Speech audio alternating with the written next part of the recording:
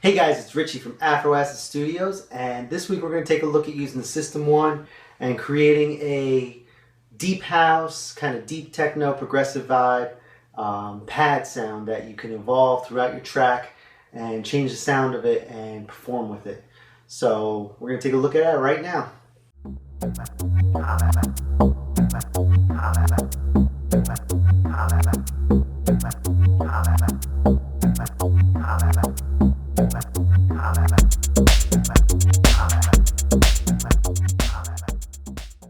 Alright guys, so in this video we're going to take a look at creating a nice deep housey type of pad sound that you could use either in deep house, deep techno. I mean, really you can use it in anything, but the best thing about this sound is that it also will evolve, and as you tweak just a few parameters it can really grow or change.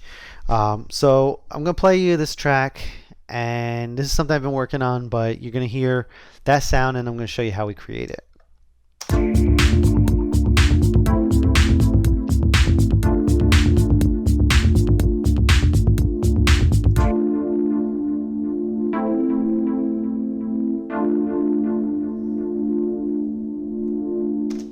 So you can hear how there's a lot to it. There's a bit of depth to it. It's kind of large sounding. So what I've got here is another System-1 instance, and pretty much everything is wide open. It's an initialization patch. So let's hear how it sounds so far. I just copied the pattern over from the other one. Okay, that's not what we're looking for. So to start, what we're going to do is I usually start with a square wave on oscillator 1 and a sawtooth on oscillator 2. I mean, I'll change it later on probably, but for now, most of my patches I start with that because I know what that's going to sound like. So I'm going to bring up the octaves up to 16. Okay, so we're already getting close to there. What we're going to do is bring down the volume just a little bit so that okay. So we're going to bring up oscillator 1, and then we're going to bring up that sawtooth, and you can hear the sawtooth there. The sawtooth is the more harsher, kind of brighter sound, and the square wave is kind of that more almost like chippy type of sound that you would hear in like a old video games and things like that. Now what we're going to do after that is detune the oscillator 2 just a little bit, and what that does is it gives a little bit of motion and movement to the different oscillators. They're going to kind of move against each other and change, and you can hear that now.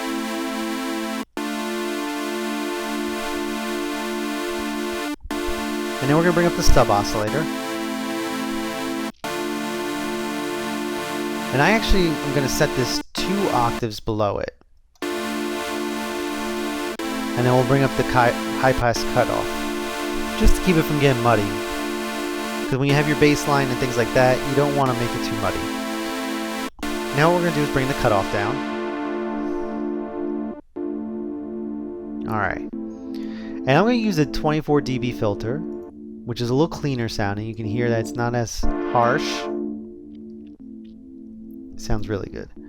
Then we're going to bring the tone down, and what the tone is going to do is bring out the low tones. And since we have the high pass cutoff filter on, or the high pass filter cutoff down, turned up, it's going to keep it from getting too muddy down on the low ends. Now what we're going to do is shape it with our amplitude filter. By bringing up the attack, it's not quite as punchy. It kind of comes in slowly. Then the decay adjusts how long until we reach the sustain level. And the sustain level is going to be right around here. And we're going to leave the decay, we're going to leave the decay up just a bit. And then we're going to add the release. And what the release is when you let go of the keys, how long until it goes to 0. Now what we're going to do is shape the filter envelope by bringing up the envelope on the filter. So right now it's not doing anything because everything's down to nothing. We're going to bring up the decay just a little bit.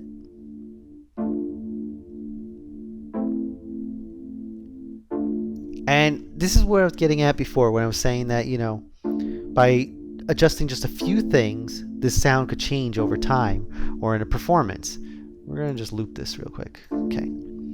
So now what we can do is bring up the decay.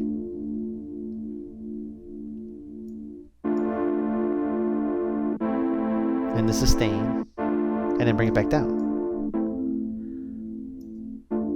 And it works a little differently than just adjusting the cutoff.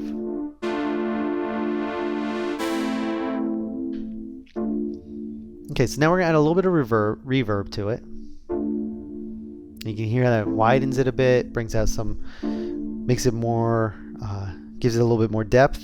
And then what we're going to do is, just to give it a little more movement, we're going to bring up the LFO. We're going to turn on tempo sync. And we're going to turn on key triggering. So what that means is that every time that you hit the keys, the LFO is going to reset.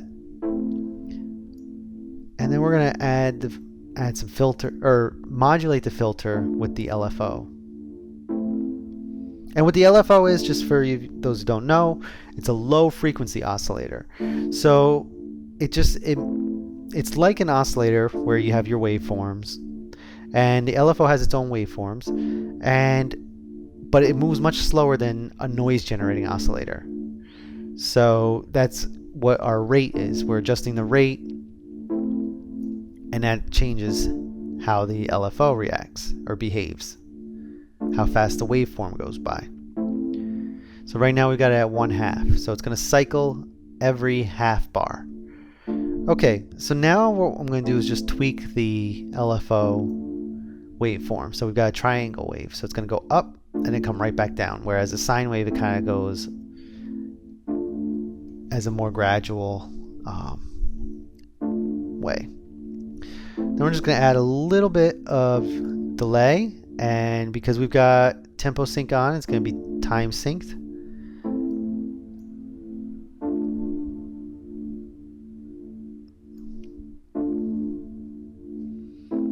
And that's how we start with this. And like I said, over time, you'll want to kind of tweak it.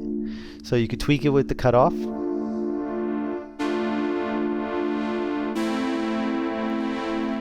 Add more delay.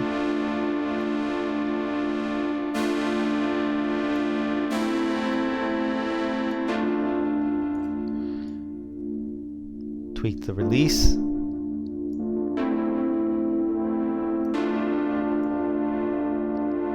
Or even change the tone. If we go towards the top, it's going to bring out the brighter parts of the sound.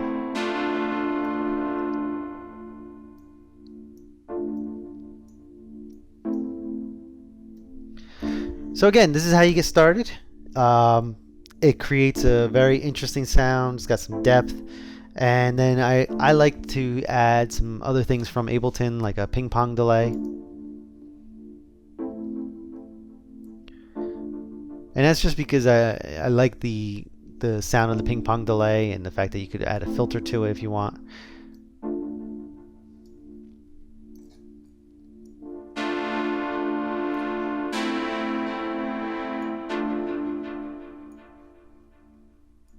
And then you could also add Ableton's reverb on top of it.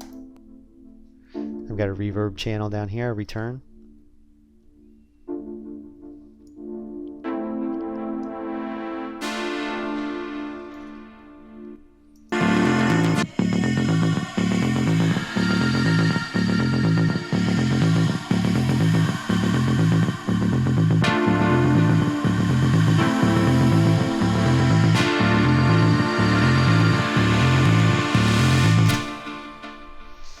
So there you go.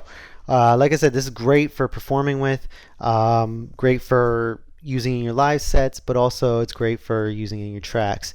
And everything we did here in the VST will translate over to the hardware. So anything you've done in here, you could do on the hardware, and vice versa. Anything you do on the hardware, you could bring back over to VST. So if you have any patches that you want to share, definitely post them in the comments, post a link to them, and I'd love to check them out. And if you have any tips or anything that you have found with the System-1 that would be helpful, definitely post them in the comments and share them. And thanks for checking out this video.